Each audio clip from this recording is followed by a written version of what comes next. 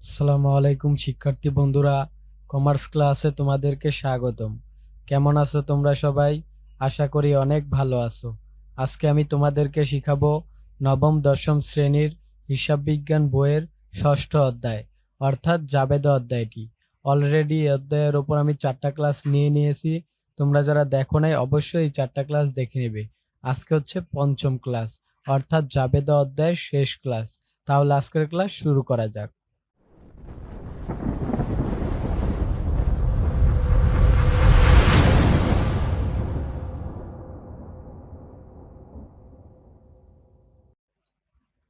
তো আমরা শুরুতে একটা সৃজনশীল প্রশ্ন দেখতে পাচ্ছি। এটা হচ্ছে সৃজনশীল প্রশ্ন 2। আমি গত ক্লাসে সৃজনশীল প্রশ্ন 1 নম্বরটা দেখিয়েছিলাম, তোমরা অবশ্যই এটা দেখে নেবে। প্রশ্নে বলছে মিস্টার খান কম্পিউটার ব্যবসায়ী 2021 সালের জুলাই মাসে তার ব্যবসায়ের লেনদেন সমূহ নিম্নরূপ। জুলাই 3 তারিখে বলছে রমিজের নিকট পার্স পাচ্ছেন বার্তায় 10,000 টাকার পণ্য বিক্রয়, যার চালান নম্বর 173। 5 তারিখে বলছে মাহি কম্পিউটার্স থেকে প্রতিটি কম্পিউটার 36,000 টাকা দরে 6টি ক্রয় করেন, যার কারবারি বার্তা 6% এবং বহন খরচ হয়েছে 1500 টাকা, আর চালান নম্বর 509। 15 তারিখে বলছে রাজু কম্পিউটার্স থেকে প্রতিটি কম্পিউটার 40,000 টাকা দরে 6টি ক্রয় করেন, যার ওপর কারবারি বার্তা 5.5% এবং প্যাকিং খরচ 500 টাকা, আর চালান নম্বর 311। এবং 20 তারিখে বলছে শাহাদাতের নিকট 7.5% বার্তায় 1500 টাকার পণ্য বিক্রয়, যার চালান নম্বর 173। প্রশ্নে কতে বলছে মিস্টার খানের পণ্য ক্রয় সংক্রান্ত আনুষঙ্গিক খরচের পরিমাণ নির্ণয় করো। খতে বলছে উপর্যুক্ত লেনদেনগুলোর সাহায্যে মিস্টার খানের ক্রয় জাবেদা প্রস্তুত করো, এবং গতে বলছে জুলাই মাসের তথ্য অনুযায়ী মিস্টার খানের বিক্রয় জাবেদা প্রস্তুত করো। এখন আমরা উত্তর দেখব। যেহেতু ক নম্বরে বলছে ক্রয় সংক্রান্ত আনুষঙ্গিক খরচের পরিমাণ নির্ণয় করতে, এই কারণে আমরা শিরোনাম সাজিয়েছি মিস্টার খানের পণ্য ক্রয় সংক্রান্ত আনুষঙ্গিক খরচের পরিমাণ নির্ণয় করা হলো। ছক হবে তারিখ বিবরণ টাকা টাকা। তারপর ক্রয় সংক্রান্ত বলতে পণ্য ক্রয়ের ফলে অন্যান্য যেই খরচগুলো হয়েছে, যেমন এখানে পণ্য ক্রয়ের ফলে কি হয়েছে, বহন খরচ হয়েছে 1500 টাকা, এটা একটা ক্রয় সংক্রান্ত আনুষঙ্গিক খরচ। তারপরে এখানে প্যাকিং খরচ হয়েছে পণ্য ক্রয়ের ফলে 500 টাকা, এটাও একটা আনুষঙ্গিক ক্রয় সংক্রান্ত খরচ। তাহলে আছে 5 তারিখ আর 15 তারিখ, এখানে 1500 টাকা, এখানে 500 টাকা। এই যে আমরা লিখেছি 5 তারিখ বহন খরচ 1500 টাকা এবং জুলাই মাসের 15 তারিখে প্যাকিং খরচ বলেছে 500 টাকা, দুইটা যোগ করে রেজাল্ট আসে 2000 টাকা। এটি হচ্ছে মোট পরিমাণ। তারপরে খ নম্বরে যেহেতু বলছে ক্রয় জাবেদা প্রস্তুত করতে মিস্টার খানের, এই কারণে আমরা শিরোনাম সাজাবো মিস্টার খানের ক্রয় জাবেদা।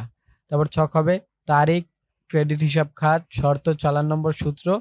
তারপর ক্রয় বাকিতে ক্রয় করলে যে জাবেদা হয় সেই জাবেদাটা এখানে হবে, যেমন ক্রয় হিসাব ডেবিট, পাওনাদার হিসাব ক্রেডিট। তারপর আমরা দেখব কোন কোন এন্ট্রিগুলো এখানে আসবে। মনে রাখবা ক্রয় জাবেদা একমাত্র বাকিতে যেগুলো ক্রয় করা হয় সেইগুলো একমাত্র আসে।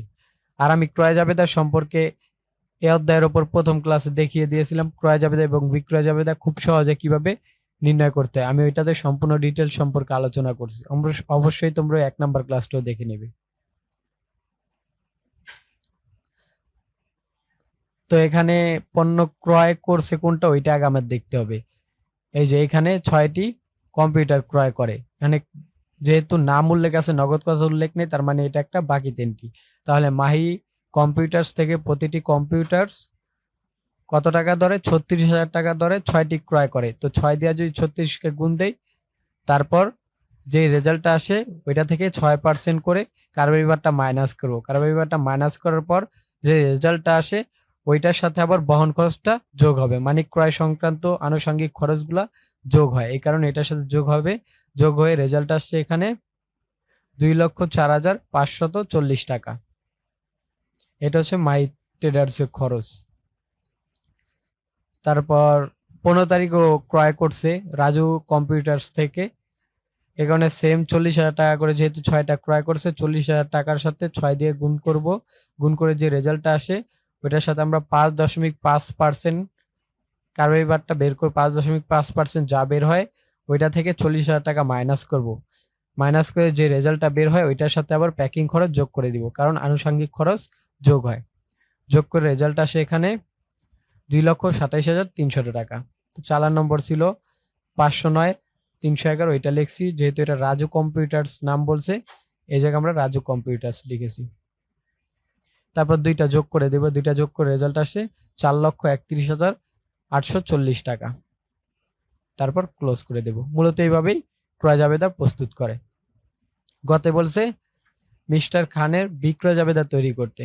তো ক্রয় জাবেদা বিক্রয় জাবেদা সেমই কাজ, শুধু এই জায়গায় ডেবিট হিসাব খাত হবে, আর এখানে বাকিতে বিক্রয় করলে যে জাবেদাটা হয় সেইটা হবে। যেমন দেনাদার হিসাব ডেবিট হবে, বিক্রয় হিসাব ক্রেডিট হবে। তো প্রশ্নে দেখতে হবে কোন কোন এন্ট্রিগুলো বাকিতে বিক্রয় করা হয়েছে। তো প্রথমে বিক্রয় আছে, এটা যেহেতু নাম উল্লেখ আছে, নগদ কত উল্লেখ নেই, এটা একটা বাকিতে বিক্রয় এন্ট্রি। এখন আমরা লিখবো এই ডেবিট হিসাব খাতের ঘরে এই যে রমিজ, চালান নম্বর যেহেতু 173 ছিল 173 দিয়েছি। এখন আমরা টাকার পরিমাণ নির্ণয় করবো। যেহেতু এই জায়গায় সরাসরি বইলে দিয়েছে 10,000 টাকার পণ্য বিক্রয় করছি, এই কারণে 10,000 টাকা থেকে 5% করে যেটা বের হয় ওই টাকাটা আমরা 10,000 থেকে বিয়োগ করবি। বিয়োগ করে রেজাল্ট বের হয় 9,500 টাকা। এটা হচ্ছে রমিজের বিক্রয়। তারপরে বিক্রয়ের 20 তারিখে বলছে পণ্য বিক্রয়, বাকিতে পণ্য বিক্রয় শাহাদাতের নিকট 7.5%। 7.5 বলতে 7.5%, একটু ঘুরায় দিছে এইখানে, এটার মতন হবে 7.5% বারটায়। এখানেও টাকার কথা বলে দিছে 15,000 টাকা, তাহলে 15,000 টাকার সাথে আমরা 15,000 ইন্টু 7.5% দিয়ে যেটা বের হয় ওই টাকাটা আমরা 15,000 টাকা থেকে মাইনাস করব। যেহেতু এই জায়গায় কোনো প্যাকিং খরচ বা বহন খরচ বলে নাই, যদি বলতো তাহলে এটার সাথেও যোগ হইতো বিক্রয় সংক্রান্ত খরচ। চালান নম্বর 73, এই যে সেম শাহাদাত চালান নম্বর 73 দিছি। ক্যালকুলেশন করে রেজাল্ট বের হয় 13,475 টাকা। তারপর দুইটা যোগ করবে, দুইটা যোগ করে ব্যালেন্স বের হয় 23,375 টাকা। এটা ক্লোজ করে দিব। তো মূলত এইভাবে বিক্রয় জাবেদা প্রস্তুত করে। আমি আগেই বলেছি এই অধ্যায়ের উপর প্রথম যে ক্লাসটা নিয়েছি এই ক্লাস আমি বিক্রয় জাবেদা এবং ক্রয় জাবেদা সম্পর্কে দেখিয়ে দিয়েছিলাম। তোমরা অবশ্যই এই ক্লাসটা দেখে নিবে, তাহলে তোমাদের জন্য প্রত্যেকটা সৃজনশীল সহজ হয়ে যাবে। তো আজকের ক্লাস এই পর্যন্তই। আমার ভিডিওটি যদি তোমাদের কাছে ভালো লেগে থাকে তাহলে অবশ্যই লাইক এন্ড সাবস্ক্রাইব করবে। আর যদি তোমাদের কোনো প্রশ্ন থাকে তাহলে অবশ্যই আমাকে কমেন্ট বক্সে জানিয়ে দেবে। দেখা হচ্ছে অন্য কোনো টিউটোরিয়ালে। ভালো থেকো, সুস্থ থেকো, আল্লাহ হাফিজ।